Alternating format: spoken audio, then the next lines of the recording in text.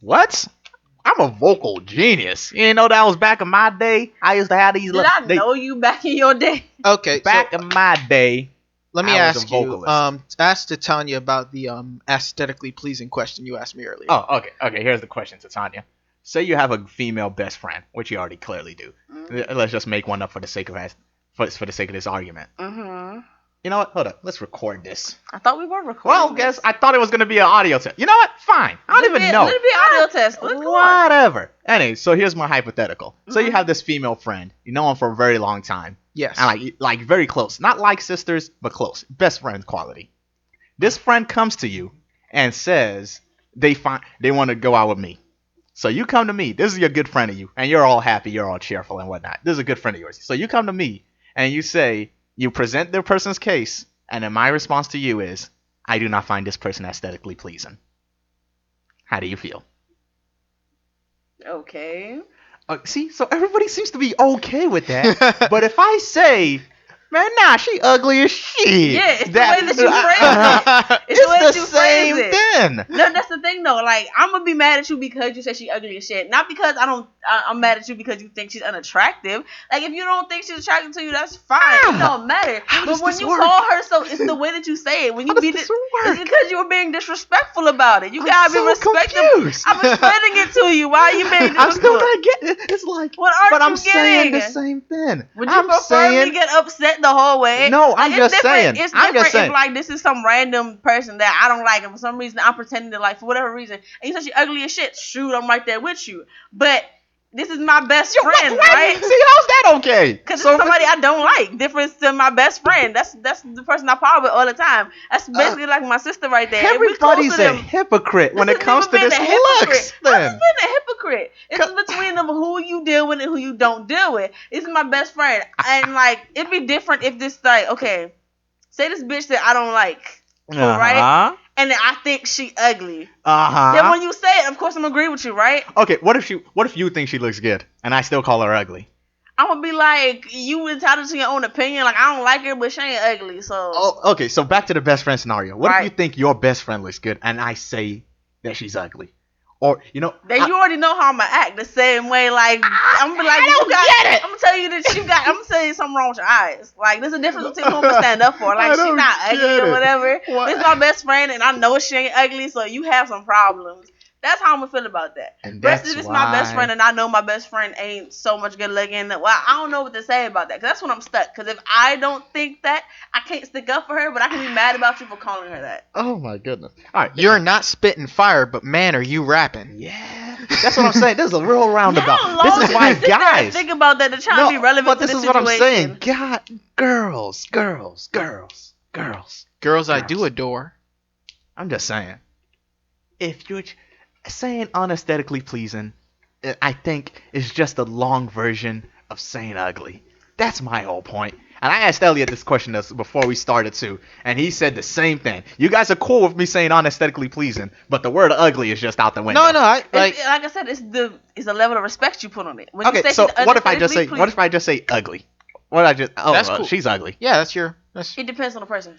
No, like I'm saying, still your best friend. This is the type, and you just come to her and ask, and I was like, "Oh, she's ugly," and then I'm gonna hit you with that's your like, no, that's your opinion. You can have it. Because as more they say, poon for me. Beauty is in the eye of the beholder. Correct. Like I'm saying, it depends on how you say it. Nice to meet you all today. Yeah, let's actually get started. Right. Are we gonna keep just having these random non sequiturs? I like you the one that said you didn't want to open it. So okay. Anyways, I'm Yusuf. In case you didn't know, I'm Elliot. In case you did know.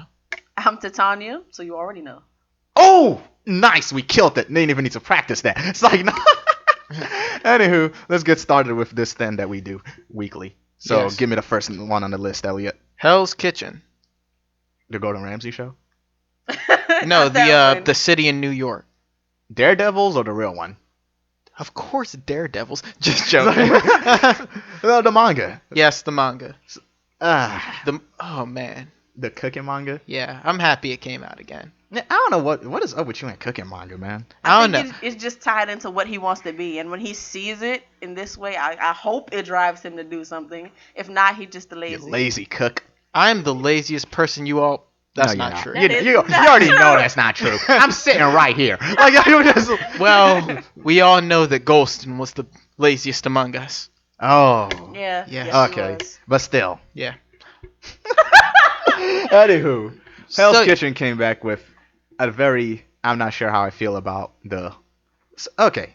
So the whole point of a cooking manga, It's to cook. yeah, it's to cook, and I think it's the point. Some part of the point is to cook realistically. I mean, Well, it's better than. It's a stretch. it's not a stretch. It's just I don't think that's possible. I'm pretty sure it's Which possible. part? Like, So, Parts all right, are okay. For possible. those who don't know The about, extent to so which like they the cook? egg. So in the episode, the guy makes a egg omelet. Hell's Kitchen is a cooking manga for people who don't know, where the demon possesses this guy to make him cook. But it's kind of gotten way off that point at this point. Dogma barely does stuff anymore. That's because he's supposed to be making him into the perfect chef to eat his soul. Yeah. He's But not anyways, supposed to make him. So, anyways, the main character is cooking, and like he spent before this, he spent like a whole chapter just sitting down, and then he cooks this omelet rice, and then there's like, and then when they finally eat it, it's like it's full of fragrance and all that stuff. And it turns out the way he did it was he used star anise and eggs still in their shell. He put star anise and eggs still in their shell in like some little foil, and then held it in his hand and naturally heated it with his hands, and that somehow let the natural fragrance he was rolling them around in there. of the star anise enter into the egg through the shell. I buy that. Apparently, he was holding it for like an hour, and that's. I buy that. Really? Shit. We're buying that? I buy it. I don't know. I don't know about that. You gotta I explain think if it was barehanded, then yeah, but it was inside of You like ever leave- plastic or something. Like, You ever leave some food out in your fridge uncovered and it just stinks up the whole thing after a while? Yeah, but it's That's not gonna kinda enter the different, food. Once I cook the food that got stunk up, the fragrance is probably still not gonna be there. but come this on. is raw food though. And it's an egg inside the shell. I understand if like I maybe he had understand maybe if he had cross-contamination, left but it's a little the different. maybe if he had crushed the little anise like into a beaten egg and like just crushed it there and then left that open, like sealed that up. Yeah, I understand how fragrance would enter that. But an eggshell, fragrance entering through the eggshell? No, the eggshells are gonna smell freaking delicious, but the yolk inside is not. I refuse to believe that. Anyways, I'm getting wrapped up in this one detail. That's not all that happened. Yeah. Yeah. So there was also the whole well, who was it? Tachibana. His food. Yeah, and he trying to convince him how his food. All right, But listen. then, first of all, the whole department's kind of fucked up. The They whole- whole throwing food on the floor, be like, "Eat it, you pigs." The whole premise of the fucking arc was just stupid in the first place. It was just It's like between the science department and the cooking department because they're like, oh, there's no cooking is a useless art because as They're long as you get the- cooking. We can feed you But they're rations. cooking, yeah though. rations, and it's like, are you stupid? It's like, And the whole thing is so do dumb. you I'm think like, you're really gonna stop everybody in the world from wanting to cook just because you make rations? It's also a weirdly unbalanced tournament with people coming in and taking others' places and what have you. Yeah, it Right. hasn't followed structure. And technically, haven't they like already lost at this point? No, they went on technicality because the pigs liked their food, and the Yeah, other guy said he preferred their food. The director of the science department wants a crushing victory. He wants a 100%. That's not gonna happen. He's so irrational for a scientist. And this It's- whole thing is about the senses. And in the end of it all, It all they comes down to decided, no. taste. At the end of it all, they was like, we appeal to the sixth sense. And I was like, really? Yeah. Did they say that? They Yes, did say they the did. sixth Oh, sense, yeah, I remember now. Yeah, But the that's sixth the sense. cooking And then sense. and the whole point about a whole cooking competition based on 5 senses, in the end, it all comes down to taste. Because it doesn't matter how much the other senses overpower. I don't think nobody wants to eat anything that smells delicious, like that smells like perfume. That I smells don't- real good, no, but it's here. not gonna taste great. No, but here's the thing, though. There's also the other senses. Oh, this feels soft, so I'm definitely going to want to eat it no matter how much it tastes like. This looks nice, so I'm definitely going to want to eat it no matter what it actually tastes like. No, at the end of it all, this shit has to taste good. All I'm saying is the real Hell's Kitchen, the one where my man Gordon Ramsay wouldn't buy any of this shit. Like he would, if when he saw that man He'd have holding put a up the egg- Tachibana himself. Yeah, when he saw him holding that egg in his hand, he's like, "What are you doing, you donkey? Get cooking, you idiots! Like, fucking eggs!" Does Gordon Ramsay actually say donkey? He has called people donkeys a few Really? times. Yes, I haven't watched Hell's Kitchen in years. man, Gordon Ramsay roasts people, man. Real The only people cooking in that competition are the contestants. He just fries them on a regular basis. Oh, you just reminded me of that shit. from was it American Horror Story? It's like, what are you? An idiot sandwich. Remember that one video he showed us where the witch lady, she was talking about Oh, that that boy. Yeah, that's the biggest roasting I ever seen. Nah, he was like, there wasn't enough. Don't you remember there's not enough heat on this to toast I couldn't toast a slice of bread with the heat they had on. I was like, damn! That was the best roaster I ever seen in my life, man. She need like a professional job just doing that because she was getting them. Like, she would just come out the cut and I just fry people up and be like, man, what they do to deserve that? No! Oh, man. Anyways, let's moving right along to JoJo. Okay, so last week I said I wasn't gonna watch the JoJo because you were gonna hate it. Yeah. So eventually I ended up watching it anyways because, well, what else did I have to do on a Friday? So anyways, so I did watch it and it is better, but it's still not that interesting. I think it's probably my least favorite story of this whole arc of part 4. This whole thing with rat and bug eating. It did kind of cover. Yeah. First of all, the fact that they went so far as to, make the rats relevant, and then their power, it was kind of gross. Man, that was another thing. That was another reason I didn't want to watch that episode because I knew it was going to be censored to hell because of bug eating's power. I mean, rat. I always say bug eating, but rat is the actual stand. The name they gave him, isn't it? Bug eating is the rat. Rat is the stand. Rat with 2 T's. Oh, that's cool. Yeah. But what was it? I kind of find it cool how like it kind of highlighted the benefits of like JoJo. No, well, yeah, both JoJos. Like, what is it? Jotaro's cool, hard. No, I'm not talking about their powers. I'm just talking about their personalities. Yeah, like Jotaro's cool, like collected and just an action guy, but that gets him into trouble. And Josuke's a bougie boy, but he has his benefits, I guess. Moments. Yeah, he didn't want to get his kicks wet. I mean, what's wrong with not wanting to get your kicks wet? It was funny because he was moving so slowly. All of a sudden, I was laughing because Jotaro didn't even tell him originally. He said, "Be careful, there's leeches in here." And then all of a sudden, are you serious? Yeah, even the basic. The start premise already tells you like the contrast between the two characters. It's like Jotaro just says, "We're going hunting," and he starts walking ahead. Josuke does this whole rant about like how he's not ready to pick up girls, assuming that's what he meant. Right. And it's like you can already tell how different they are. But he tries to pick. First of all, neither one of them has to try to pick up girls. So I don't even know why he would take him out there. Joestar family loins, man. Them Jones burn powerfully. Does Jolene have those loins? I suppose in a way. No, we can ask Malcolm about it later, but she did masturbate. Okay, wow. Anyway, you're gonna leave it on that, fam? Yep. Okay. Wait until part 6 comes out. You'll find out. Okay, so about the whole thing with JoJo. I keep calling them all JoJo. I have to differentiate. Jotaro and Josuke. Of Jotaro's power, right? He finally went back to stopping time, and I'm sitting there like, oh, so you've never had another reason to stop time except to dodge. Because he can only do it for 2 seconds now, which is bullshit.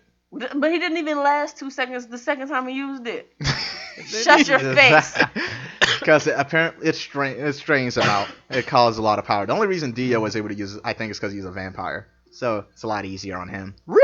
Anyway. But anyways. No, I'm just referring to the fact that he was even hit. You want to know what's weird to me? Why did he feel the need to tack on the world to it? Isn't it still just Star Platinum? I thought the world was pretty much the actual power of stopping time. No, it's just a weird It's just because it sounds cool to say Zoroardo. It just sounds cool. Just hearing it reminds me of you know how I know you don't like this comparison, but in Fairy Tail, anytime Natsu absorbs powers, it's now a whole new power because the element comes into it. Why would you do that? That's the first. Why would you do that? That's the thing that I know mainly Why would you attach a diamond to coal? Like just coal. I want to say something a lot nastier, but I'm saying you just dragged it down. But this just was so little though. He hit a diamond. I was gonna say something a lot nastier. Trust me, I censored myself. I self-censored myself. You don't know what I was gonna say. Self-censored. Okay. So, but I was gonna say all you did was just tarnish something good and then attach. First of all, that's not tarnishing. All I'm doing is making the comparison based on something that the only thing that I actually know when they combine powers and use the name like that. So it was a diamond. Was it a crazy diamond or was it a? No, you failed in the setup. Shut up. We're done. What other type of diamond could it be? Was it a bright diamond? Did they ever fix the people in the fridge? I assume they did it off screen. Let's assume they did. I mean, wouldn't it be messed up if they just like, we should do something about this? Let's go get that rat. Something Jotaro would probably do. In their meat jelly. Yeah, he would. Jotaro. So that rat was eating Kujo. too. I was like, oh shit. Because rats are fucking assholes. Well, no, rats aren't assholes. They're just like incredibly, just the worst.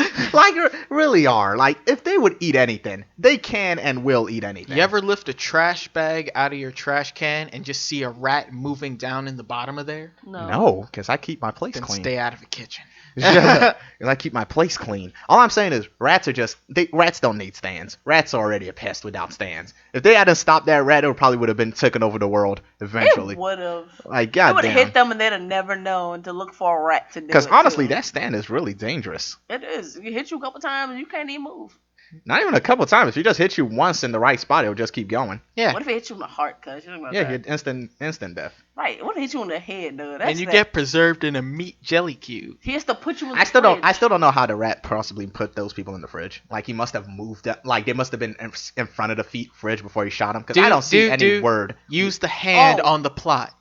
Get rid of that plot hole. Just scrape it. Just scrape it plot and hole smash away. the rest back together. Don't worry about it. Anyways, like I said, this is probably the least interesting part 4 is ever going to be. This and the episode when they found Shizuka is just, those are both like episodes I don't like that very much. I thought Shizuka one was kind of funny. I don't like the episodes that don't tie into anything else in the story, because this stuff doesn't really matter anymore. Okay. I mean, aside from just a little tidbit that both rats got the same stand, which, I don't understand. I think that's bullcrap. Blood loss, I mean, unless all animals have the same mental faculties. Did he stop time like 3 times? Now I'm thinking about it. Yeah, he stopped time a few times. He can stop time a few times, just for a few time at a time. Time. No, why do you always tack on and why do you follow through? So next episode, Rohan Kisube's adventure, in which he drags Koichi along to do some Of course he does. And this is when the story actually gets started. You mean the one without Jotaro? Sorta. No. There's still gonna be a whole thing with Jotaro and Okuyasu and some other guy. A new character. Some other guy? New character. They're gonna replace Koichi? No. Man, Koichi gets his own full thing later. Like, he basically becomes the main character for a little bit. Like, for a while. My man Smokey Brown didn't become no main character. Man, I don't even know why Smokey Brown was in that. You racist. He was just there to become mayor later on. I didn't even care. Alright. Anywho, we're done. Let's move on. Alright, Fairy Tail. Again, I skimmed through it, and then I was about to skim through it, and then immediately on the first page, I was almost done. That stupid fucking... Okay. You got something against lolicons, Yusuf? I was just like, I was gonna read this, but then I didn't feel like it. And then I kept reading it, and then it got even creepier when they put a collar around her neck and started dragging her around like she was some fucking... You know what? You perverts can handle it. Go ahead, you perverts. Talk about your fairy tale. Gladly. He gladly assumed the tongue of a pervert. You remember a while ago I told you about the guy who brought those characters who quote unquote died back from the dead? They are dead. Are they? They are. It was weird. They never came back. Almost dead. Like, apart from Simon, we never had confirmation any of them died. They're dead. Well, yeah. Well, now we know they're dead. We didn't know they were dead at the time. If they weren't dead, they would have, like, how do I say it? Would have appeared some type of way a lot sooner.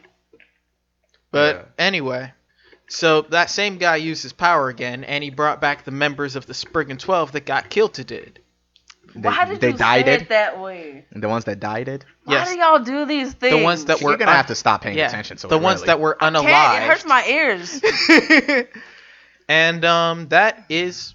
Oh, yeah, and they took over Fairy Tail as a base. They captured the real body of Mavis. Yep. And now, standing by Zeref's side as his new queen, they try to take over everything, while Fairy Tail members all try to. Well, I mean, she's not really. She's his queen. Yeah, but she's not brainwashed or anything. She can't move. She can't speak. She can only follow him. She's perfect woman. Nobody thinks that doesn't seem remotely creepy to either of you. It's completely creepy and terrible. Well, I mean, you got to keep an open mind.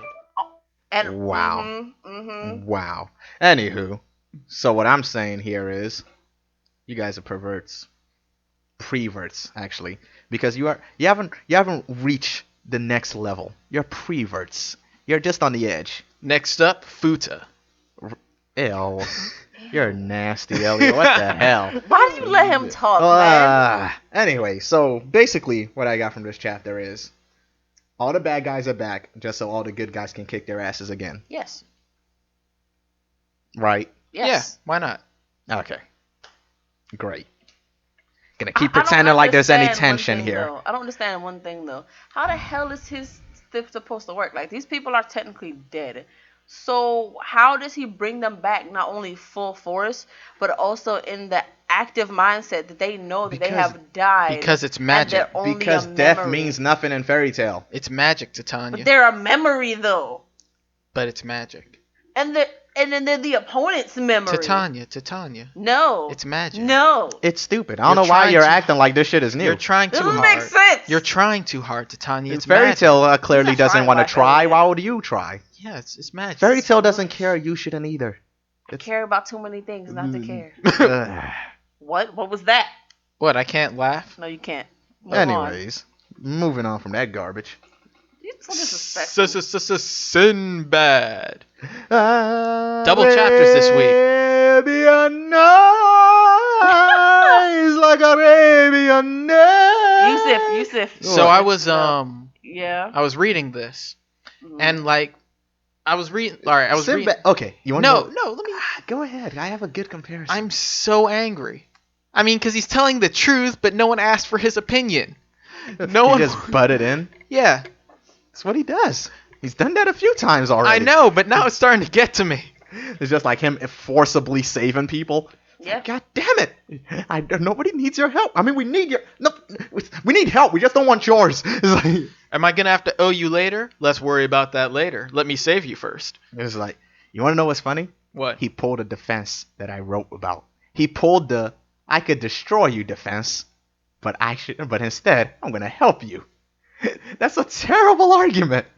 That's actually good for his favor in terms of if he No, wants it's them a to... terrible way to get people on your side. It's no, like, in their case, especially considering the queen, that's the best thing that he can do in this situation. I'm telling you, I wrote about this. And I'm telling you, the guy walked into a room full of people, and his argument was literally, "I can kill all of you, but I won't. That's not so what happened. I'll accept your compromise." That is not what happened. He kind of said that. No, that's he was not like, what he "Look said. at this, boom! If I wanted to, I could take over this whole fucking place. So accept my deal." That was what he said. That was the summary of what he said. He blew up like a whole area in the desert and was just like, "I could use this power to easily conquer your kingdom." Yeah, it was kind of a veiled threat. What? It was kind of a veiled threat. That's what he did. He threatened them. See, no, you said it differently. He still threatened them. What do you mean? You know it doesn't matter. It doesn't matter how you threaten somebody. You're still threatening them. How you threaten them? How many? You've never seen it What before. is why is this okay? No. What do you mean? Why is this okay? It's only okay because we know his premise behind the situation. We don't know that. What do you mean we don't know that? Of course we know that.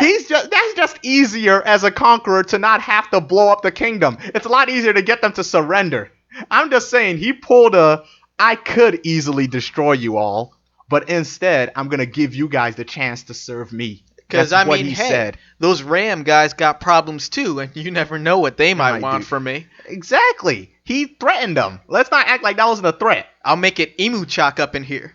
Don't do that. Don't do that. Stop.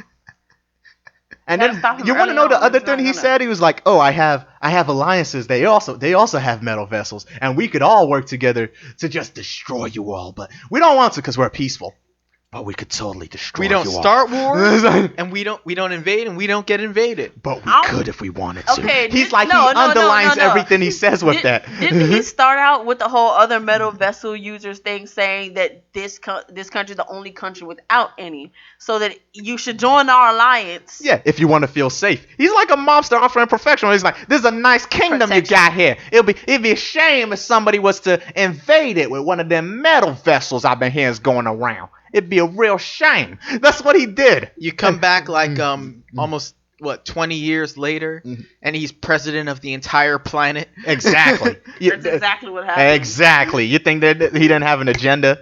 We knew he had an agenda. Sinbad with his old "I'm special" speech. Ugh. Oh, speaking of, we've already seen how he's special. I don't know why you're saying it randomly. They put the Sinbad anime on Netflix. Wasn't it already on Netflix? No, the Sinbad anime, not Magi. The Sinbad anime is on Netflix now. Why?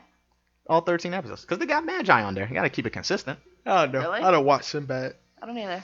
I haven't seen anything I from it that looks watched that it great. originally when it came out as an OVA, but I didn't enjoy it that much, so I stopped watching. Yeah. Anyway, Sinbad is an evil prick, and he's always been an evil But prick. we know this. Except for when he was a baby. Yeah. But And his father was a lot cooler than him. I wanted to see some more story about his dad. There's nothing left. He lived and he died at the end. No, he was a Would you soldier. mean like the prelude before he lost his leg and all that? He was clearly a man with a lot of interesting philosophies. Come on. He had a whole thing about how war was not no well, it was a cliche about how war is no good, but he clearly had to have learned that lesson the hard way, and I would have liked to see that. Lost a limb for it. I would have liked to seen his journey. I like to see characters whose mindset change. It's more interesting than characters who just know they're right, or characters who threaten people with metal vessel violence. Okay. Anyway, I think there's one thing that's slightly more interesting though. What? The new chapter for Magi. Yeah, that's a lot more interesting. Did you look at my list? No, it just makes sense for it to come next. Why would we not go to Magi after Sinbad, Elliot? So Magi came out last week. Idiot. Oh gosh. It was an awkward moment. Okay. So it was kind of a like. Alibaba. Okay, the first thing that happened, of course, Goku can't take over Hakuryu anymore because he got Koen arms. Yeah, my thought process was backwards because I thought that she was just gonna poison him and it was gonna spread throughout the rest of his body. What? No. And the backwards part was that the rook from what's his face's body? Koen. Koen's body just spread throughout him. So yeah, my thought process on that was just You forgot how Rook worked. I know. So anyways, right off the bat, that was, and then Hakuryu even goes a little comedic with like pretending to be taken over, which was funny because that does it was like I do like getting that bitch Gaku just needs a lot. She needs as many like hits as possible, not even physical hits. She just needs to be taken down a lot of notches. That was so funny because I'm like, why is he doing this? And then Aladdin says, "Can you stop overreacting?" And he just had that face like, man, let him have this, because man, I just loved her expression. Like after she was like. She was just there frustrated. She had that like hands on chin, just like looking out through the window like a father, like a disappointed father or some shit, just going like, huh. But she's like, I gave birth to you. And he's like, it doesn't matter now. It's like, she hit that whole I'm no longer your son. And she was just like, I don't know if she was hurt. She seemed legitimately hurt about that sentiment, which is kind of weird. No, because I think there's that little piece of her, like when they were little, where she really cared about just them and not her ambitions. Actually, you can see in his memories that he was genuinely he had some good memories of her. So there was some time in which she wasn't being completely evil. Like, remember, as the whole point, as he was talking, and the whole background pictures was them holding hands, and then he grew up and shook her off and walked on his own. That's the actual feeling of separation, knowing that your son is pushing you away instead of you doing the other towards him. She is evil as fuck, but you get that you get a little hint that maybe just a little bit, somewhere deep, like I'm talking about in the 1,000 leagues deep inside. Like in her actual sense of being a mother, that's like, where the pain comes from. Small part amount. She was a little hurt that he was no longer her son. Right. So now that's gone, she returns to the doll, which meaning she can probably still use like fake bodies for as much as she wants. She can probably use all those dolls. It also leads me. That's it. It'll just be a doll. They have to destroy her literal mind at some point. It leads me to believe Sinbad's gonna be our main villain for a bit. Final. Are they gonna be able to save him? That's what I'm saying. They're gonna have to go to. They don't need to save Sinbad. There's nothing to save him from. He's just a dick. Yeah. No, because remember that's part of Aladdin's purpose. He's trying to save him. That it's not really save him, more like trying to convince him that he's doing wrong. No, because Aladdin is still under the whole thing that Sinbad's been controlled by her.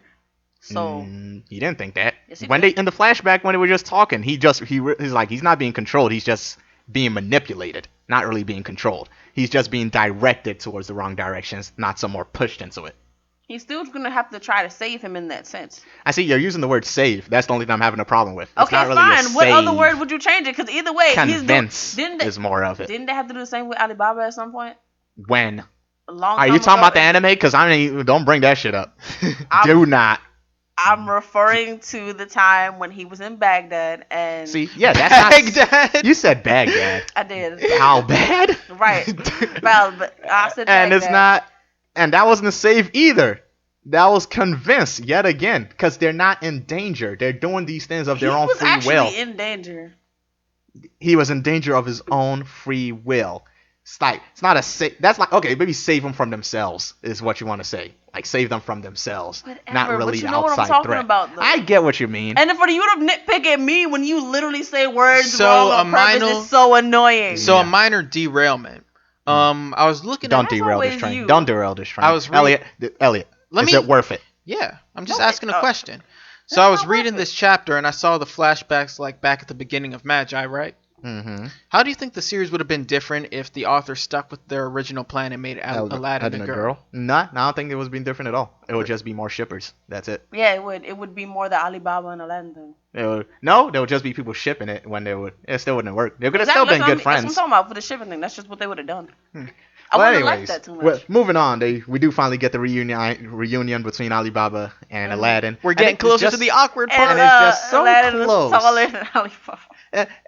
It was Is it really that funny? Is It kinda that is. It's funny kind of to a you? running joke. It's Because think about it, Aladdin is still at least 3 years younger than Alibaba. So. technically, he's now 103 years younger than No, Alibaba. his mind was going at a super slow process. Yeah, I know, but he still gets to experience that knowledge as if it was 100 years. So it still counts as 100 years. Oh, worth that of would be time. Whatever. so it was miserable. Just, it was just funny to me. And then the whole Ali Moore thing comes about again. Oh, No, she it doesn't. That was so cute. All right, that was moment. so I'll say that cute. moment was cute. It When he was was. just like, How you call Morgiana, anybody a and he was pervert? like, and she was just like, yeah. He was like, oh, like Morgiana, you're Morgiana. He was like, yeah. And then she was just smiling. I was like, all right, that was a little cute. That was a cute moment. I haven't seen a woman in years.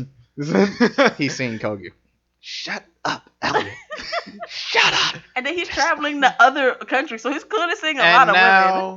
now, And then the worst reunion. hey, I'm sorry I cut your legs off. Sorry It's I killed okay. you. Right. Actually, that would be a lot. Like, if everything were fine, wouldn't you just say nothing? Right. You'd be like, oh, I'm sorry. Oh, his legs are fine. Never mind. Hey, I'm sorry I killed. Oh, Yeah, he's alive. Never mind. Man, there's no way for that conversation to not happen, okay? Nah, At some Hakuru's point, they have to face- go like, His face at the end. like, I did kill you, my bad. It's like, yeah, I did cut your legs off, my bad. And it's like, we're cool, right? And it's like, I suppose we're supposed to be, right? Like, Haku, run over here and give me a hoe. it's like, Are y'all done?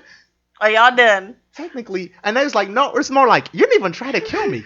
You tried to destroy my mind, which Hey. is a lot more fucked up. It's like, Alibaba, I'm different didn't know what now. he did, actually. I'm different now. I'm dead serious. I mean, I'm serious. Okay, gosh, you two and your puns. Look, I just, like, you've already talked about the cute part between him and Morgiana. Now the awkward part we just discussed. But his face. when he was about to cry, Yes. which they And- did a nice detail of making sure that his burnt eye can't cry. I always Oh appreciate yeah, that. I guess that is true. Mhm. Didn't Zuko's burnt eye cry? Did it? No, I think it did. It didn't. Okay, It couldn't. it shouldn't be able to. It didn't. Speaking of, No, Well- the fact that we're talking about that type of thing and you laugh about No, it makes me think the next thing you're about to say to no, Bob was really wrong. it's gonna piss him off. Why would you do this? Do you remember back in Fairy Tale, really early on, when they were talking about how Erza's artificial eye couldn't cry, Yeah. and later on in that arc she cried from Yeah. both eyes? Yeah. Wow. That was the time when we Stupid first nonsense. met Laxus's little squad. I don't even Stupid remember. That was Nonsense. because that's when that is because that's a little time after we learned about it, and that was also the time where she was just going around turning everybody into stone, and that was the And- reason why Erza didn't stay a stone. But Yusuf, you don't know why she cried. Shut up, Elliot. I don't care. I 'Cause don't of care. her The power of emotional- friendship is bullshit. Shut up. Nobody cares. Anywho, now that we got the squad back together. No, that was afterwards. But whatever. Actually, what are they gonna do next? Are they going straight to Sinbad, or are they gonna have a little reunion with Koyokyu and the I think crew? they should have the reunion at Ko first. You know, what if the series just ended here?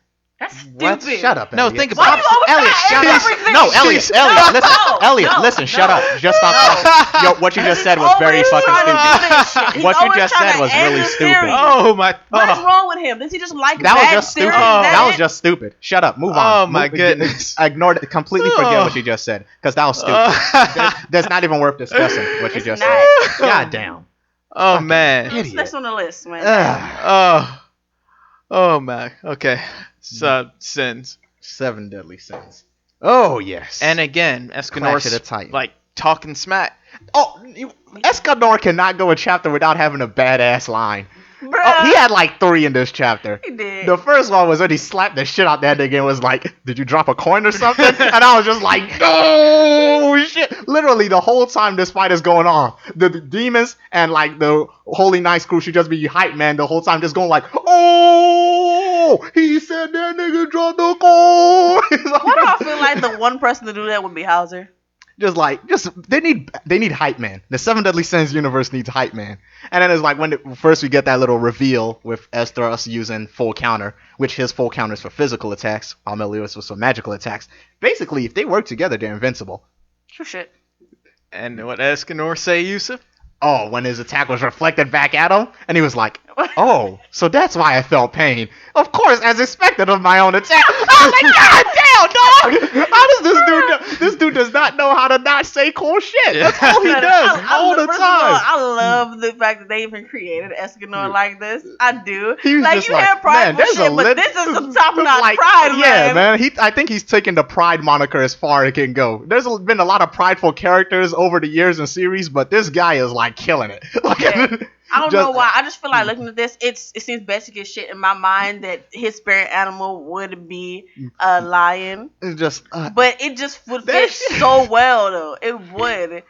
But I also like the line at the end. I think Bond said it. Either Bond said it or the chapter itself said it when it was like one of these two is in for a rude awakening. Oh yeah, because one of them is definitely about to get like smacked down. I don't know who it's gonna be. One of them is about to see, oh my god, I lost. And like it's just about to have like an earth-shattering moment happen to him. I don't know who it's gonna be. Hopefully it's Escanor is gonna kick that little nigga's ass because he got the sun out. And you know what you gotta do when you see the sun, Elliot? Say it with me now. You gotta praise the sun. You know, I'm not gonna make a what is it? Dark Souls reference. I'm not a gamer. If you don't know how to praise the sun, then you just get out. Get out, Elliot. Why are you still holding that mic? Fucking get out. Anyway, just know that Escanor is just fucking top-notch fighter, man. Just top-notch character for real. Like, there's a personality in the character. He's slowly becoming my favorite. In this case, it's because Escanor has the power to back it up. Not like some other people who talk a lot of shit and they ain't shit. Wait, your favorite in this series or your favorite in general? No, he's becoming one of my favorite in this series. Which is actually not saying much because I've never really had a favorite in Seven Deadly Sins up to this point. Yeah, all the characters but that is saying much because that goes to show how good his character is for you to have a favorite. No. This kind of shows more that Seven Deadly Sins characters aren't all that. They're cool, but they're not favorite material. It annoys me a bit because they're all on the same level. Extremely strong, but they get beaten really easily. The problem with Seven Deadly Sins has always been power scaling. It's just been off. Right. It's been off from day one. Fit and it doesn't make sense, and it's always. There's been so many situations where Meliodas has gotten his ass kicked. When if you're looking back at it now, you go like, why was that a thing? That shouldn't have been series possible. of the year, everybody. Yeah. Who the hell's called a series of the year? No one. Exactly. No, I'm saying it's still a good series. It's still a good series, but it just has a terrible problem with power scaling. Just like a horrible one. Because anybody can win any fight, and you just go like, like with King, right? King's magical powers is off the charts, but his physical prowess is very but it's still terrible. the fights that he loses are the ones that confuse me. The fights that he loses are mostly either physical or the fact that King overestimates his abilities at one point, and then when somebody comes charging at him, he's still not going full power. The problem I always have is like every fight of Seven Deadly Sins always ends with somebody just completely overpowering the other person after what looks like an even fight. That's kind of how all their fights end, and it gets old. Don't you think King and Meliodas should get along a little better given the situation that neither one of them goes full power at most any point in time? No, I would actually like it a lot less if these sins started getting along. Yeah, that's what I'm saying. King shouldn't like Meliodas at all. He's a demon. He's supposed to hate him. I said like him a bit more. I didn't say like him, period. Yeah. There's a lot of them shouldn't even be getting along. And what the hell is going on with Merlin? I don't know where she at. She's in the ball somewhere. She's in the ball. And is she supposed to be human? Not anymore. Because they said Escanor is the only human in the Seven Deadly Sins. Oh, right. So what is she supposed to be? So he's no longer human. What is she supposed to be? I think they're classifying her as like a witch or a mage. That's what I was thinking, but it's possible. She could also be a demon. Because she seems to know Meliodas pretty well. What if she... Yeah, that would make kind of... Yeah. Or she could also be a vampire. Well, I was going to say, they only showed vampires once, though. Oh, yeah. I remember but they only did that That was once. the first time we saw Escanor, She'd be a self-hating, self-killing vampire-killing vampire. Maybe. You can't have vampires kill vampires in anime. You know what's weird about that whole vampire thing? How many they never brought it back up. They never brought it back up that they have other species in this world other than the main ones. Yeah, they did. They have vampires. They have those little goblin things. No, that I don't shape feel shift. like they No. brought Those are vampires back species. up after that Those one aren't thing. species. Those were creatures. They haven't brought like other races up because they go human, goddess, demon, giants, fairies. Okay, so They other called a druid sapient. before, Yeah. but aren't the druids sealed or there's Druids not allowed aren't to- a species. They're just a class, Oh, like magicians and all that stuff. Oh, I thought they were a species. No, they were a class. How are you part druid then? You're saying you were born with the druids. Did they say part druid? I don't think Yeah, they said that with both what is it? I think it was Gil Thunder at one point. No, it wasn't Gil Thunder. It was certainly not. it wasn't Gil Thunder. I think it was. Are you saying Hendrickson? Because Yes. Hendrickson was full on druid. That's where he was him from. and they definitely named it when we first found out Elizabeth's abilities. Yeah, so druid's a race, ain't it? It's a race. I don't think it's a species. That's what I mean by race species. I don't think it's a species. I think it's just we're a. confusing titles and names. Yeah, here. that's all I'm saying. All I'm saying is there should be like more stuff like vampires out there.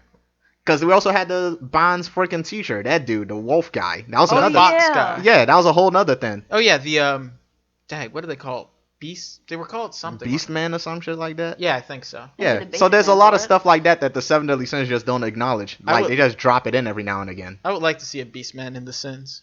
I have no idea what he would be though. We're kind of done already with the Seven Deadly Sins, seven of them Elliot. there. We're All right, already got then them like full. in their party, I don't know. Shut up. They have a giant group now. There's oh, and another thing that just get one more thing I forgot. Fucking Pity at the beginning of the chapter. Who?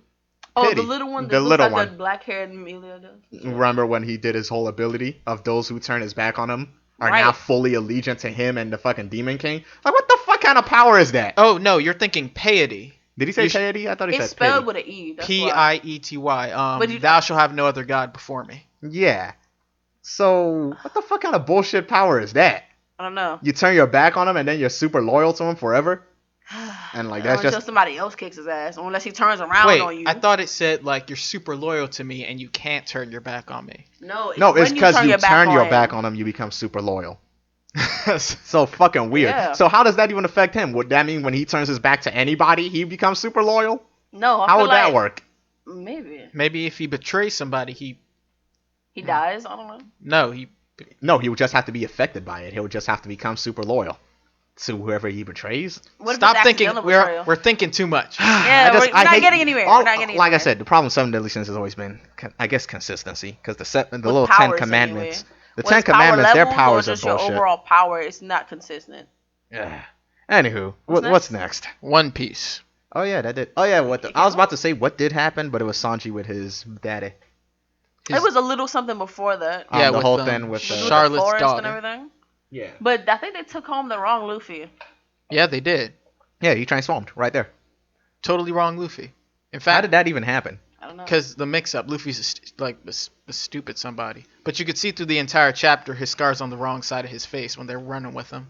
Here's what's it because he's a reflection. Yeah, I know that. But here's what's annoying about that didn't really make sense to me was when he ran in the wrong direction. Why didn't they he come said- back?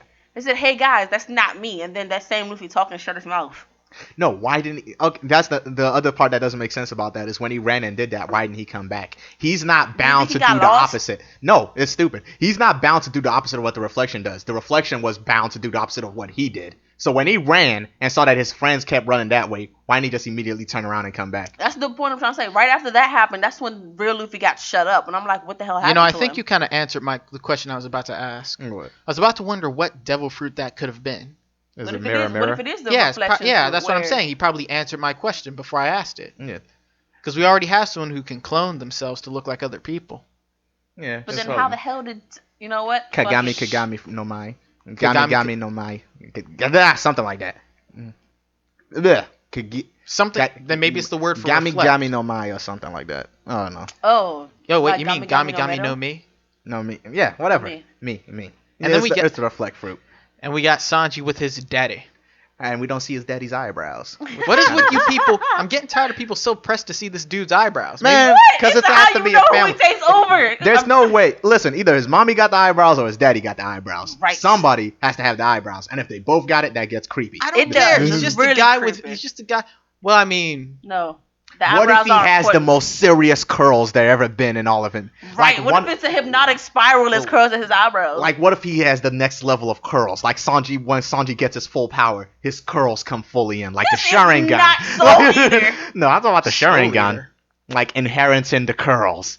Once he loses a family member, the curls become more intense. It's the Mangekyo curly gun. I'm wondering where she got the Soul Eater. I don't know what Soul. I didn't read Soul Eater. He was talking about the curls and shit and inheriting the curls, and I was thinking about Death the Kid, how he inherited the Sanjulange. Oh, okay. But anyways, I guess we're finally about to have a fight. Nothing like finally meeting your old man and beating the piss out of him. Okay, here's the thing though. Is that guy also gonna fight with his legs? Because that's just gonna be a weird. I don't think everybody in his family is a chef. I don't. That's the thing though. I was under the impression, and I was sort of thinking in the back of my head that every member of their family is gonna fight with their legs. No, because he learned that from the chef. Yeah, I know, but not everyone. Like they're not designed in a way that will make that possible. So no, I'm just. They all had a lot of stuff. Like when the girl and guy showed up, his older sister and little brother, when they first showed up, they looked like they were going to use their legs. I didn't think so. Anyway, all I'm saying is if it just happens to be a coincidence that his dad fights with his legs for some reason, there's going to be a little stretch. Unless he does like a handicap, this just like fights him on his own ground and shit. Yeah, I'm 100% certain this guy is not going to be a leg guy. I don't think anybody in Sanji's family except him would be a leg guy because it wouldn't make any sense for them to be. Yeah, because my man Zeph. Because look at his brothers, his older brothers. I'm pretty sure when we first saw them, they're clearly not leg guys. I also like his name, Jaji.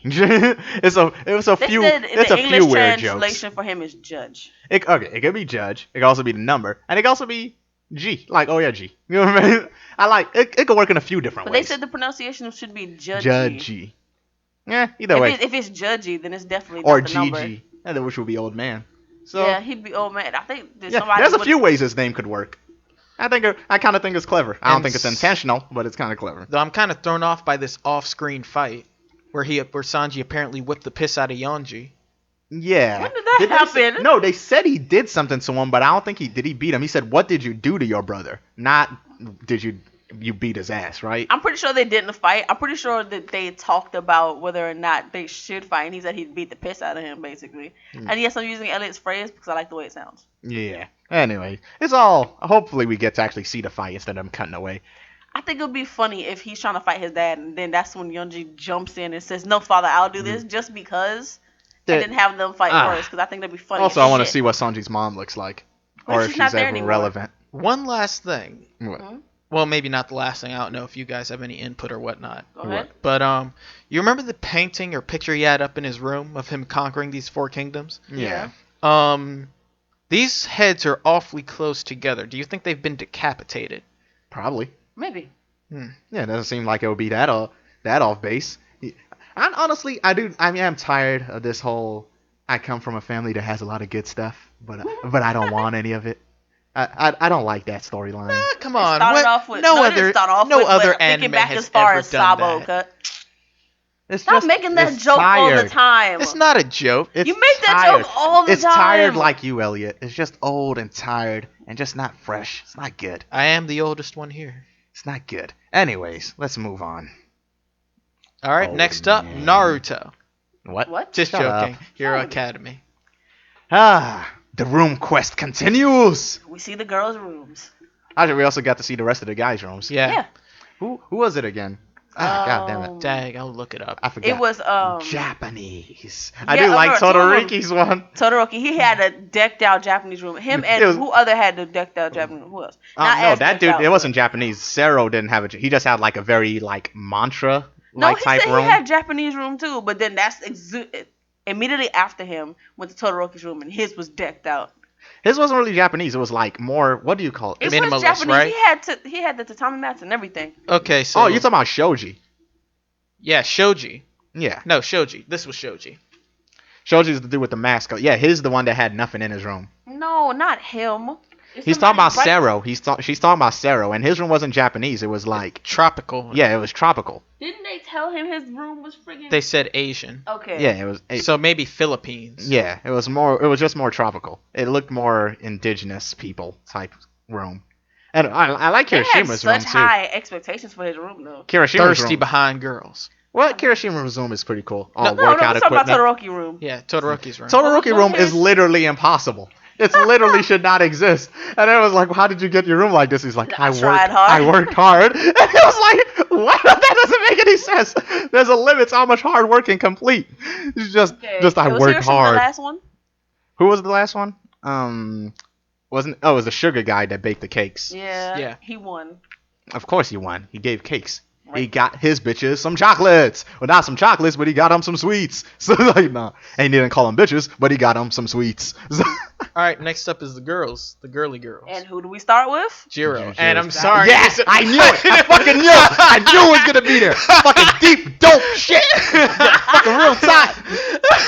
Her parents need to be watching her more closely with all this deep dope. And you know what's even worse? What? She has one of every instrument. That's just frivolous. Maybe she's good at them, though. Well, she said she was average at all of them. But then, she just kind of embarrassed right now. She's not about to say she's real good at them like that. I'm sorry, you'll never father a girl like that. Deep dope. Hell no. Hell no. At the moment she come, they're like, Daddy, what's deep dope? I'm like, girl, I hear them words come out your mouth one more time, I'm going to slap them lips off your face. Just telling you that right now. God damn. Listen. Fucking deep dope nonsense. Get that shit the fuck out of here. Anyways, next we go to the Invisible Girls room, which is just pretty girly. Yeah, it's super girly, and given her character, as in her voice, I would expect that. I wonder what she actually looks like. I wish we could see it one day. Because here's the thing about her powers. It was like, when her quirk manifests, she just turned full invisible, and she's never able to go back. Invisible, and then they found her, like, only invisible can see invisible. Is that what's going on here? No, I'm wondering, like, is she, like, incapable of ever being visible again? Because that's gonna be, like, a problem later in life, won't it? Yeah, it will eventually. Maybe she just, like, put some makeup on or something. League of Extraordinary Gentlemen. I know exactly where you're going with this. Stop it. I just said League of Extraordinary Gentlemen. You thought he was going with Shizuka? Nah. Yeah. Anyway, but the funniest part of that, when he was about to use his Plus Ultra. What if her underwear were all invisible? That was the weakest Plus Ultra I've ever seen. No. Because her clothes are visible. Her underwear cannot be. If her underwear drawer was empty, that means she doesn't wear underwear. I'm more concerned that he tried to go Plus Ultra. Stop looking like that. Yeah, I know. Also, another thing happened. Later in the chapter when she was eating the cake, you saw the cake disappear? As she eats. No, it didn't disappear. It was in her mouth? Yeah. Okay, so she's a transparent type of invisible. She's transparent until it goes through her Well, I guess we never see her stomach, so... That's but it's underneath her clothes. That's a question. What... It's a weird thing about invisibility. All right, okay, that's actually weird. But if it's like a refraction of light type thing. If it's a reflection of light, then there would be no way you can see what's inside her either. You won't be able to see the cake the moment it enters her mouth. But you wouldn't even be able to see what's behind her. So she's literally like No, it could be a reflection of light from 360. No, just light bounces off her body. Okay, no, think about it. Like, you know how some people be like, move out the way to the TV, you're not made of glass. What if it's that type of thing for her in terms of transparency? She's just see-through? Do people say that? Yes. Yeah, that's an old ass saying. It's mainly when you stand in front of the TV. My problem is like her type of invisibility, because the fact that we can see cake in her mouth would mean she's not reflecting light off her skin. She's transparent. Yeah, she's just transparent, meaning her body itself is what's transparent and nothing else is. So, which is why food will probably still be in her. Like if she ate recently, it would mean you'll be able to see it until it's digested. But that's only. Here comes the ultimate question: is her poop invisible? Yeah. Ew. Because her body fluid, her body's been processing out all the nutrients. It'd just be her poop then. All right, cool. That makes sense. So I guess no matter what, you just want to make sure she keeps a shirt on so you don't see her stomach. Yeah, right. All you just don't want to see is her stomach. But then when she she's can't eating. really go to the beach then. No, just after she's eaten. After it's digested and it's all good, it should be gone. She'd have to wear a whole one piece if she went to the beach. The series is not going to have its beach episode. It's going to. It's definitely going to, Elliot. All right, next we got Ashido's room, which is just gaudy. It's of so course. 80s. It just why does she have that? Because even her costume is like that purple leopard skin thing. It's so 80s. I don't know. It's tacky. It's just what she likes. Like, there's another tacky person in here, so you can't really blame her. And we got Uraraka. There's a tacky boy, there's a tacky girl. Yeah, her room is just not what I was expecting. I was expecting it to be more farmly. Why does she have the ring poster on her wall? Ring? What are you talking about? The ring, man. It's just a circle. It's just a ring. It looks like the ring. Oh, I see. I don't know. It's creepy. I don't like it. She sleeps next to it every night. Did you want to see Suyu's room? See, I don't know why I was expecting to be all swamp decked out with just like I think it was gonna be cutesy with some water things here and there. I thought it was just gonna be all froggy. Yara Rosa. God damn it. Yeah, you're Rosa. Just throwing money in people's faces. It's only the bed. Man, you thought Todoroki it was the decked shelf out. and everything too, and it's like there's no room in there for like anything. like, if it wasn't for the edge of her bed, I almost wonder how she falls asleep at night. Because I'm trying to figure out how she going to get through that. You don't. You use the bed as a means of transportation. Oh, also, now that we've seen everybody's room, do you feel like any of the students may be the traitor? You see, I was thinking that it was going to be Suyu. Nah. Oh, because they did that whole thing with the door? Yeah, but I'm happy they didn't make it that obvious. Even with that, I never expected it to be her. Anyway, but with that whole room thing, the person that looks most likely to be traitor, Shoji. I don't know why everybody would like nothing in their room seems suspicious to me. Because I thought it was the normal guy last time because his room was so simple. Right. Now I think it's Shoji because he had nothing in his room. And it's weird. What if he blows our minds and makes it super obvious for us? That is him? No, it turns out that instead of us thinking it's the least likely suspect, it turns out to be someone we just averagely suspect. Who would that be? I don't know. The freaking light guy? That would be annoying. That would be weird. Who looks like an obvious bad guy in this series? Ashido has kind of been weird. Ashido and the Invisible Girl I always found suspect. The Invisible Girl is extremely suspect because she acts that way, but we can't see her actual facial expression. Yeah, she's got those shifty eyes. Shut up. You don't know what she's doing. Maybe she's flipping people off 24/7. It's like, wouldn't you? Just like, 24/7, just flipping people off. But the funny part is she wouldn't have to move her arms. She just move her hands, and you would never notice she's flipping you off. Oh, there was actually a cool art scene in this. When she had her arms under her breast. Yeah, her breast moved up. It moved up, but I was like, I don't know. It was like just a cool thing. I like aspects of invisible characters because that's something you have to take some serious time to think about drawing out. Like, okay, if this person's arms were here, this is how the rest of the body would behave, and then you draw that out without drawing the or do you draw the whole thing and then just erase it? Draw and erase would make more sense. I wonder how the author does it. I really like for him to go into that. Now, it makes a lot of sense. But anyways, so the last little bit of the chapter. Suyu's apologizing. For being right. Yeah, but that's not the important thing. There's she only apologizing for the way that she said it. Yeah, she was apologizing for being right. I don't know how I felt about that. Because I understood her point of like saying, but it was like, she was right though. She was 100% right. No, it was a situation where you shouldn't want to be right, given this, Yeah, I guess. So she feel like she made this happen because she spoke it into existence. Yeah. She didn't want to be right about this. Anyways, it's just.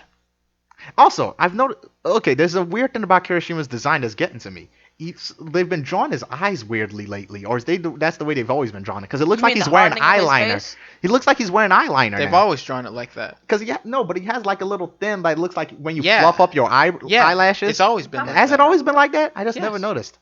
Can you pop him up? What you mean? Talking about his eyes? Is it normally just Yeah, the little spiky little sticking out of his eyebrow thing, part of his eye. Yeah, I'd never noticed it was there. It's really always been like that. See?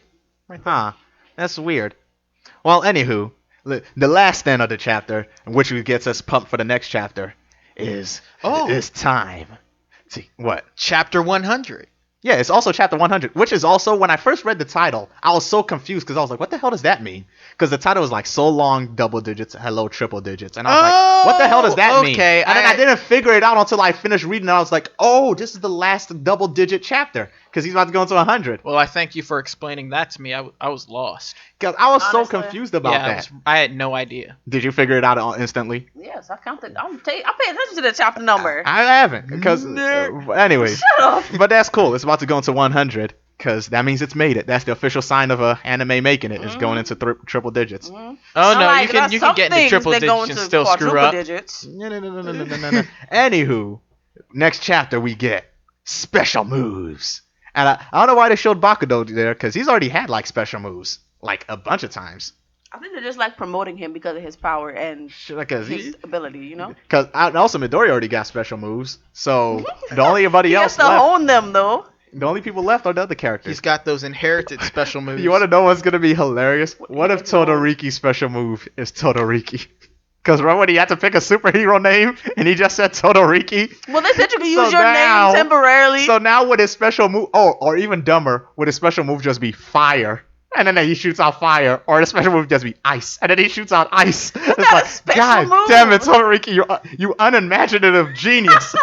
I don't know why he's so cool and then not at the same time. It's what his character is. Like, he comes off a certain way, and at the same time, he's so simple. Like in other series, him and Ida would be the exact same characters. Yeah. Like, in lesser series, but somehow they managed to be different. The only difference would be Ida would wear glasses. That'd be the only difference between the two, for real. Yeah, but I don't know. I'm kind of curious what the special moves could possibly be. Obviously, Midoriya's is going to be a new type of smash, meaning we finally get a new state. Or maybe a new country. Would he say Japan Smash? That's not going to work. No, like what? Like, I hope not. What if he named like places Hokkaido Smash? No. Kyoto Smash? Tokyo Smash? No. You're really not for that? I'm not feeling it. I think the whole states. What if he just had a really powerful attack instead of being the United States of Smash? Instead of that, it would be like North American Smash. No. Holy shit, that'd be a cool one. I want North American Smash. That has to happen. North American Smash has to happen. It sounds lame though. What about the Principalities of Smash? No, what if he named it after landmarks? Puerto Rico Smash. Smash of Liberty. No. United Liberty. Yo, actually, Smash of Liberty. Not Smash of Liberty. I think Liberty has to go before Smash. No, because Smash always has to end. Because Smash is always the last word. Okay, then that'd be kind of lame. Yeah. Oh, what about Yellowstone Smash? Star Spangled Smash. Yes. Star Spangled Smash. Yes. And then it's just like Alamo but he's Smash. Not American. Alamo Smash. That's cool. He's not American. They're not American, but they're using all these states' names. No, and I All think Might is American. No, All Might is not American. He's All just Might came from America. No, he didn't. He's just a American fanboy. Yeah. That's that why. That makes sense. Yes. Yeah. Then why is he also the number one superhero in America? Because he's just a big superhero. He's just number one. No, he's not from America. He's a nerd. When he lost his when he lost his powers, and everybody found out, they were like saying off in the news how the number one superhero in both America and Japan is just. He was just number one. That doesn't make sense because that's what Endeavor was making fun of him for. He's like he likes America more than he likes Japan. That's what Endeavor was. Captain America. Yeah, he was making fun of him for it. He's not American. He's just he's like basically how some people here are super for like Japan fans. He's just at an opposite. All Might is just a. What is it? What's that word the internet Otaku? uses? No, what's that? Weeaboo. Yeah, that for America or something. Ew. Yeah. No, the word. Ew. Yeah. So that's basically all he is. He just super likes America. And I'm guessing Midoriya doesn't have to. Maybe Midoriya could pick a different country. But I would like to name more of these landmarks, though. Yeah, really? All right. What other cool Smash names can we get? Mount Rushmore? No, that sucks. You can't do Mount Rushmore. Yeah. Pentagon Smash? Sky Needle Smash. What about Pentagon Smash? No, that is not. No. Okay. Oh, so we can't do that. No. So Twin Tower Smash is out. No. Sorry. So wait, Twin Tower Smash is Shut not up. out. Shut up. Okay. How about let me think. Chesapeake Bay Smash? Oh, Grand Canyon Smash. Ooh, that's a good one, right? Mississippi. Well, that's a state. Mississippi but already counts. Yeah, but it's like I thought he was going to the river first. I was going to the river, Smash, but you already got Mississippi, so there's no point. Yeah. Really not. Huh? What else is there? We need to learn our country. I was gonna say if you're going for bodies of water now, I was thinking of Niagara Falls, but that's Canada. Canadian. That's Canada. But you were talking about North America. Why wouldn't you? Death Valley. Death Valley Smash. Damn, that sounds evil as fuck. That sounds like something like maybe an evil version of them would use. Death Valley Smash. What if the evil version of them? What if somebody had that power, and they, like instead of actually cloning somebody, they bring out the negative side of you? And there should be somebody. They already have copy they did that shit. No, like I said, it's not really copying. Oh, just somebody that makes negative clones of people? Yes. That would be a good excuse to have so that way they both hunt you, they tear you down both morally and mentally and physically. All right. Huh. Anyway, so what do you guys think? Do you guys think it's going to be all lighthearted chapters for a while, or do you think it's going to be another surprise villain attack? I hate these Instead of surprise a surprise, villain attacks. I don't think it's going to be a surprise the next time it comes through. I think that once we go back into looking at him and seeing what he's going to do, he's going to be like sitting down and like crawling on his face because he doesn't know what to do without his teacher. And then that's when he's going to start making big moves. I'm going to bet like he gets a new design. I'm betting he gets a new design. What, is he going to take the hands off his face now? No, he's going to be all hands facey, but I think he's going to get a new design because he has to grow up. Okay, now like he's hands. too childish. And I think that's why they should at least take the hand off his face. Because it just looks like... Isn't that his father? Yeah, he keeps calling it father. So that could be his dad's hands, which actually weirds me out because those hands don't do anything, do they? They just stay attached. They just stay attached. It looks like that they were all frozen there before, like he cut them off. He preserved them like that, so because they don't do anything. Right. And it's weird because when one of them fell off his face, it did kind of go limp until they put it back on his face. And that's another thing I'm wondering. Like, how does that thing stay attached? Right. Just like it's not like there's glue on it. And how do you see? Does it have grip strength?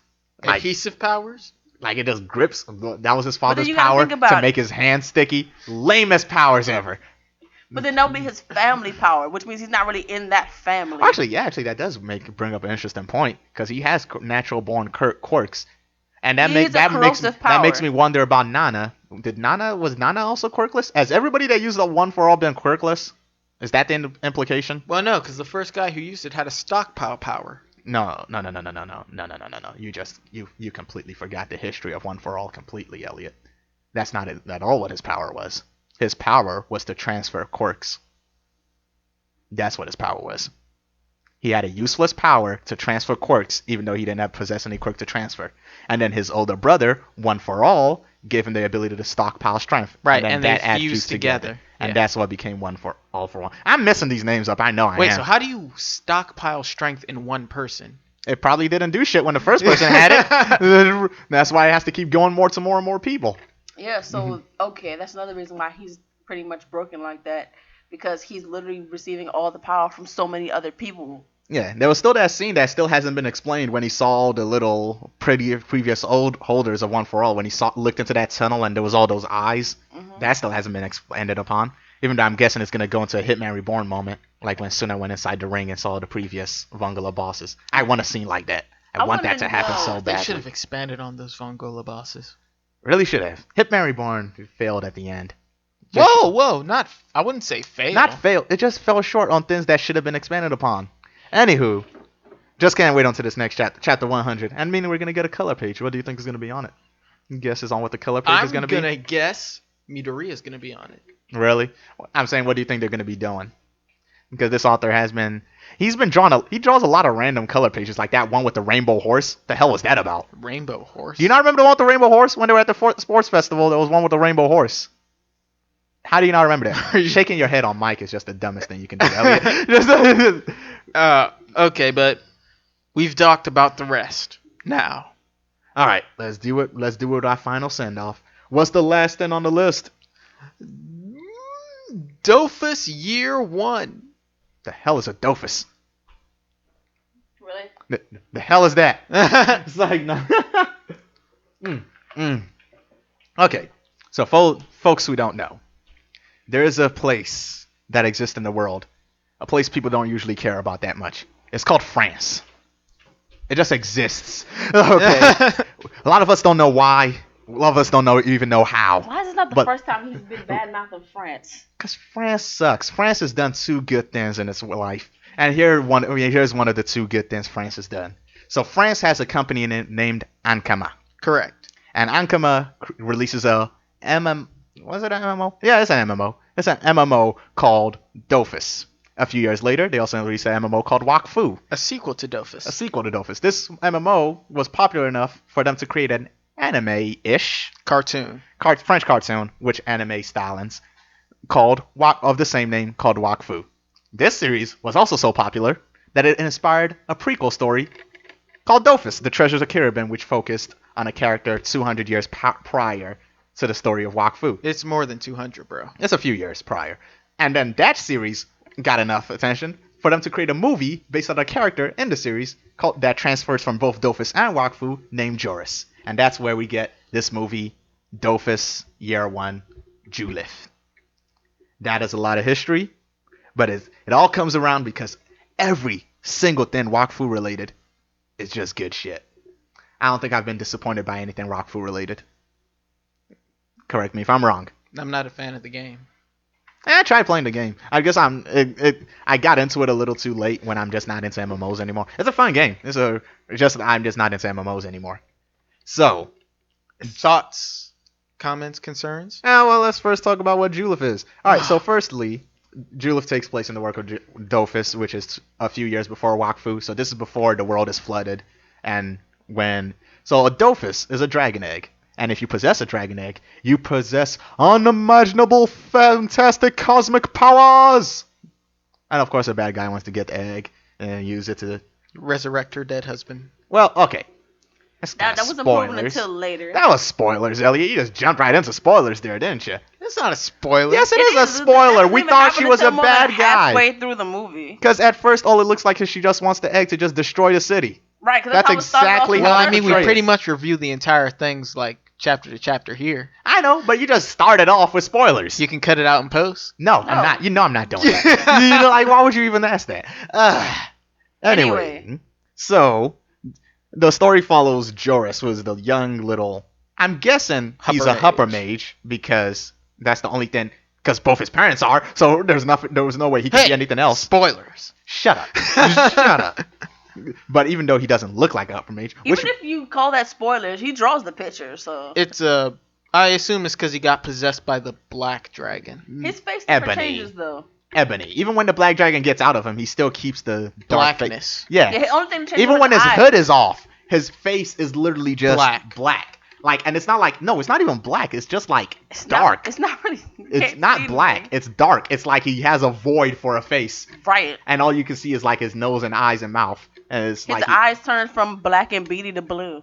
Yeah, that's the only thing that changes. It's like, but he's still pretty much dark. It's weird. It's a weird character design, and it confuses me. It makes me go with this theory, and I think it's a very sound theory, that Joris is meant to become a god so he can inspire a new species. Just like Feka did, just like Pandamai did. He's gonna be a new god, and then Feka was around in the beginning, dude. Feka wasn't around. Oh no, I'm thinking about Sacrier. Okay. Yeah, my bad. Anyways, so the movie is actually really fucking good. Like, I really like Wakfu so much, and the animation. No. It does not get enough attention for the animation. What I liked about Joris is little. What? His speed. His way. He's always fast. He's fast in the new one too. No, For but some reason he think seems about it, slower though as an adult. He's Is it fast. because he's old? Is it because he has that giant hammer on his back? Yeah, because he has to carry around a giant hammer. He has But to. it's just he has so to carry a whole funny. team on his back. It's like no. No, but it's just so funny, like him being little, and then think about his strength when he went to go play. When he went to the tryouts. Ball. When he went to tryouts, he threw the ball ever so gently and just moved the shit out of him. It's just, I like Joris is adorable. He's like on top 10 list of adorable characters. When he's young. When So he's young. along with Joris, we had his caretaker, Carabine Crepin.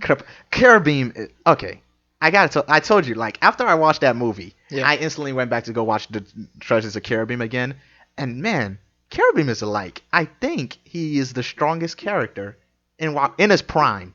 In his prime, I think he can wipe the floor with anybody else. He can wipe the floor with the god version of Dali. The Yap God. Okay. Let's not go. I don't think Or he can his face son? gods. I don't think he can face gods.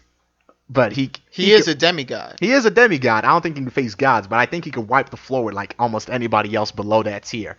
Because he was doing some amazing shit, like, throughout his young adventures. Also, the thing I love about Carabine so much is the way they treat Dofuses in their time compared to the way they treat Dofuses in Wakfu time. You could tell that there's been a major descaling in power over the years. Because there was like, when they were hunting Dofuses, him and his rival Indy, they broke into it, like, they went into the tower, they fought their way all the way up to the tower, and then like they just like jumped for the Dofus, and I'm like, well, there's a whole storyline of Indy dying for the Dofus, but Damn. anyways, Why'd you laugh after that? because he It's didn't really funny. die. It's funny. It was a funny scene when he was just like, give me your hand, and like Indy was like, no, you just want to take the Dofus, and he fell out the tower yelling, I'm first. Like he just died, and then they thought he died, but he survived with the ivory Dofus. He was So holding it. so basically, they treat like Dofuses like trophies for treasure hunting. And then in the future, those things are just like godly powers that cannot be used no matter what. So that just goes to show you how strong like he is. He's on that level where the rest of them are kind of jokes. I was upset about one thing for the movie though. Yes.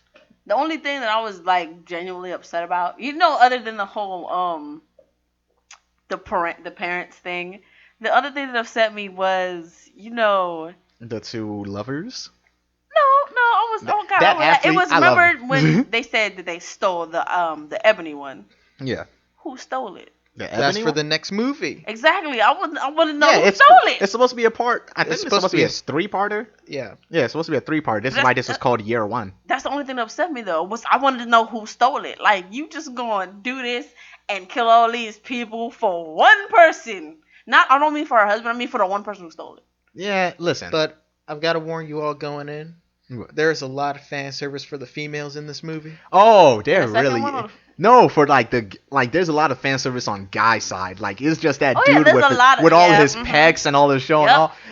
And It's equal opportunity. I mean, there's some girl stuff there too. Like let's go to the situation between Baccarat and Khan. Khan, right? I love. You wanna know why I like that relationship? Because it's not the typical. Oh, this is just that asshole flirting guy, and then there's the serious girl that has no interest in him. She clearly has interest in him. Especially it's just when that she falls on him Yeah, and catches it's close to just him. that the situation is a lot more serious than their relationship, and he's the only one that doesn't seem to see it. Oh really? Oh really? What happened at the end, Yusuf? Okay, that ending was fucked up. Exactly. That ending was fucked It was up. 2 parts fucked up. Okay, anyways, but like I said, I do like that the way they portray the relationship is like they're both interested in each other. It's just it's not the time Really? for it. Because she's telling And him he to thinks it's die a inappropriate. lot in this situation and leaving him to die a lot in this situation. Yeah, but it's still the feelings are there, and we see that. She at no point in time did she go out of her way to save him. But but one time. He's a Yop. One He'll time. be fine. Yop survive everything. Really? That scene where he was like propping up the rock, Ah! that shit was hilarious. Because he was Perfect. like, he just had the legs up and he was just holding up the rock. He was like, oh, go on without me. I'll hold the But rock you gotta here. admit, for And a then Yop, that was a brilliant that was strategy. actually, look, for a second, I literally believed he was really holding on to rock. Yeah. Elliot said it, and I was like, you think so? He's like, just kidding? And like when they both left, he was just like, yep, that's it. And they just like moved from under the rock, and there was nothing holding it. I was like, what? I was like, huh? You guys let that one get you? I actually did let that one get me because I did. First of all, I didn't think he was smart enough to come up with a plan like Right? that. Like I said, Second of for all, Yop, that's he was a really pretty good plan. actor. I'm like, he was good at pretending that rock was moving. But they had the thought about this though. How did you get down here so fast? Because he would have moved the rock up. He's a Yop. He's strong. He could have done it the entire time though. Like none of it Mm. added together once you realize how fast he got down there. You know what else I like about Dofus and Wakfu movies? They're always adventures. They never stay in one location. Every time it's about something going on in their world, they always have to move around like a lot. It's not just, oh, here's where the problem is. Here's where Go we'll to solve the it. next kingdom It's and then always come back. go here to get this. Go. It's an adventure. It's like a real MMO. It's That's like because in you the get new the one, there's thing not to go one to this Dofus. place to the There's a lot of them, so Yeah. you got to go to more than one place. It's always fun. So it's just the whole adventure. But then there is that one fucked up thing that me and Elliot noticed when they go to the Eka Flip dimension, and then you see the temples that say, "Oh, these are all the Eka Flip's children," and their position, like how they had sent up, is basically his favorite. And then we see Kirib's temple is all the way at the top by like a huge talked about margin, that. and it's kind of fucked up to just say, "Here, he's my favorite." It's like, come on, God! Like that's fucked up, isn't it? Like, if God And came then, down, you think that's based on like a hair thing? No, That's what she- HM feels. She doesn't know Eka Flip. Eka Flip She- is kind of. He's Eka Flip very is- straight. Like he's in Treasures of Kiribim. He shows up a few times. Yeah. He does not hide the fact that Kirib is his favorite. Like I like said, at this is a all. hair thing. It's not a hair thing. He just likes him more than everybody else. then It's what the hell really is Hashem's fucked up. Acham just blames the fur thing because he's furless.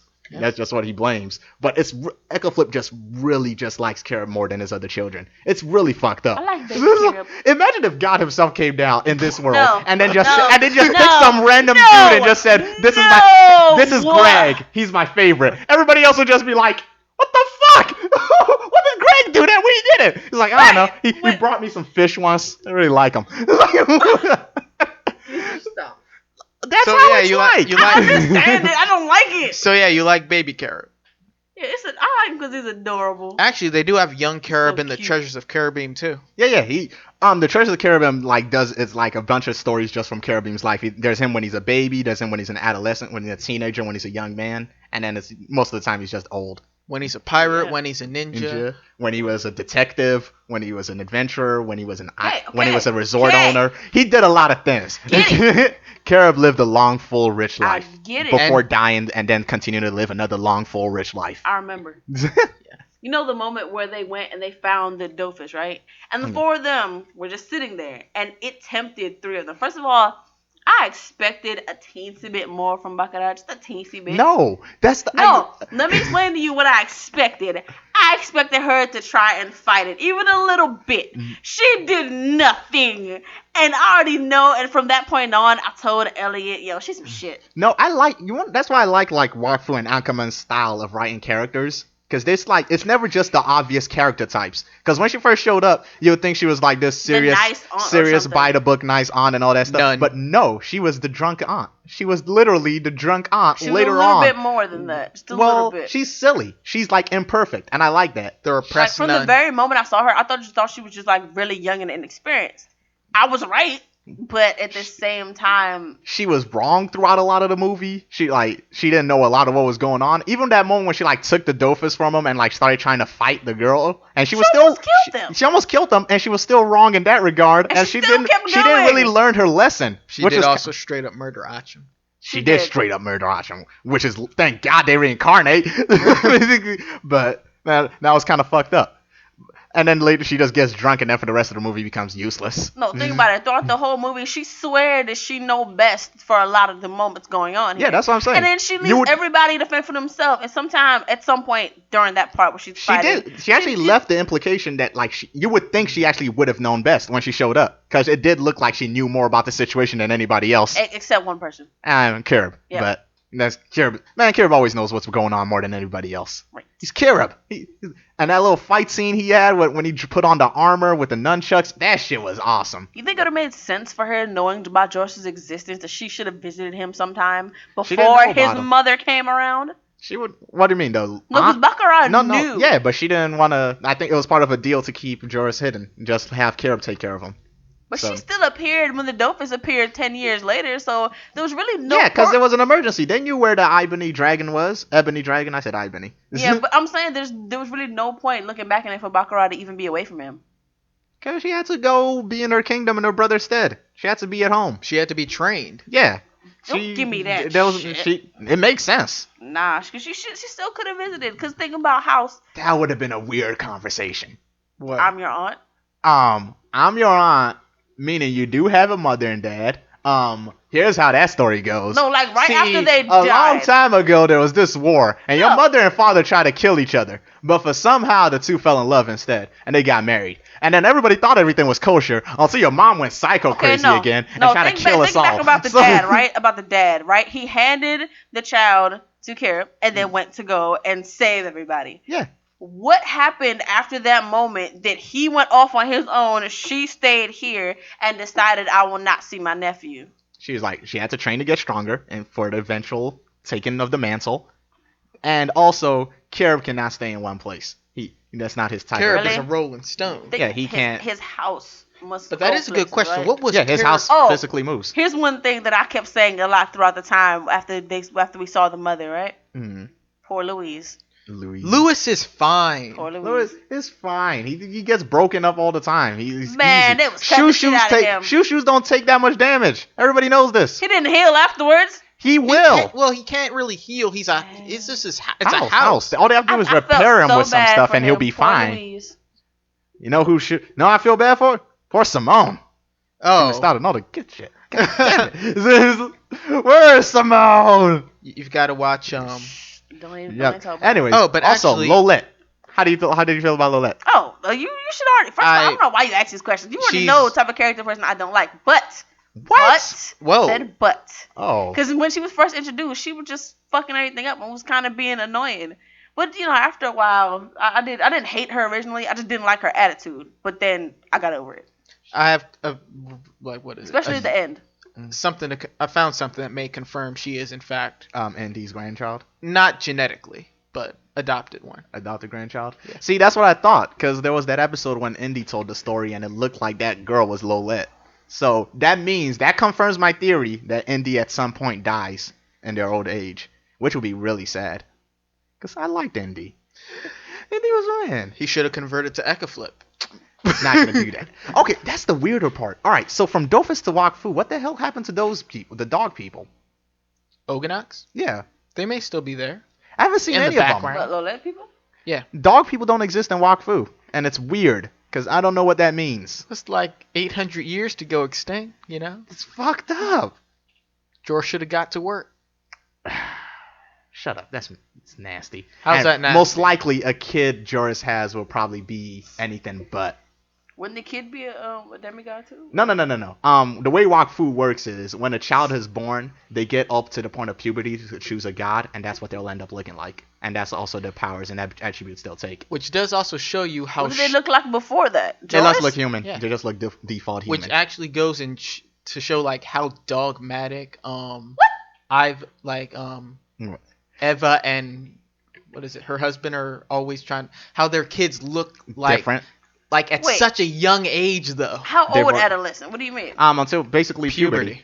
If you don't choose by Wait. puberty, you're stuck. You're stuck as a human. Yeah. Wait, because that kind of calls into question about Dally and his That children. means the Yeah. kids chose like literally when they were born. Yeah, and they've been forced. It may mean they're kind of being. What did they do? forced They were born tutelage. and then they said, "Here, I love mommy best. I love daddy best. I want Or to look no, like they them." just choose Yop or what? Goddamn, what the Which- hell is No, the name of you talking about as soon as they're Cry. born. Kra? Yeah, it's not as soon as they're born, but like as you grow, you choose. You think So we'll get to see in the next movie. movie, in the what next whatever, series. depending on what the movie, what the child is remember born, in Wakfu season 3, pregnant. she's pregnant. Yeah, So so you let's think see we'll what get that to see- child looks Actually, I'm like. hoping we're gonna get another biracial. Yeah, there's only been one account of one dual race individual, And it he was didn't really look too much of either. He just looked kind of weirdly in between, but it said he was two races.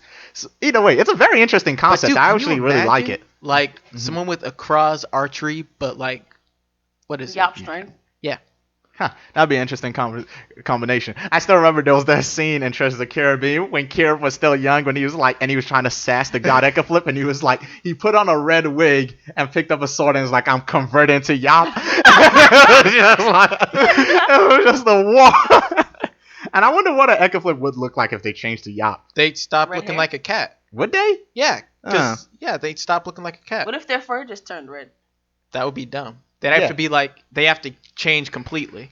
But anyways, there's also... What if they turn like the Here's another way it Japanese works. Nekomimi? They say No, since that's reincarnation not how it also exists in the world of Wakfu, some people are born already as a member of a race because that's what they were And in a past life. And they also say people usually convert to the race of whatever their family is in order to fit in, because souls look for like-minded souls. So that's probably why Ava and Christopher's kids already came the way they did.